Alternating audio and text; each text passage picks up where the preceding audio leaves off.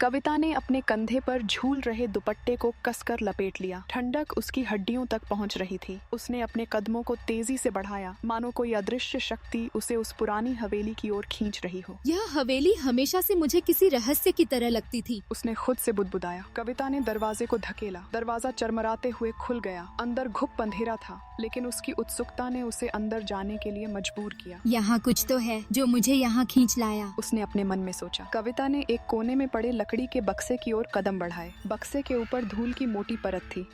उसने अपने हाथों से धूल झाड़ी और बक्से को खोला। यह क्या हो सकता है? उसने खुद से सवाल किया। कविता ने उस डायरी को पढ़ना शुरू किया। पन्नों पर लिखा था कि विजय सिंह नामक व्यक्ति ने इस हवेली में अपनी आखिरी रात कैसे बिताई थी। अगर तुम ये पढ़ रहे हो तो समझो कि तुम्हारी भी आखिरी रात है। डायरी में लिखे वाक्य ने उसे चौंका दिया। कविता का दिल जोर से धड़कने लगा।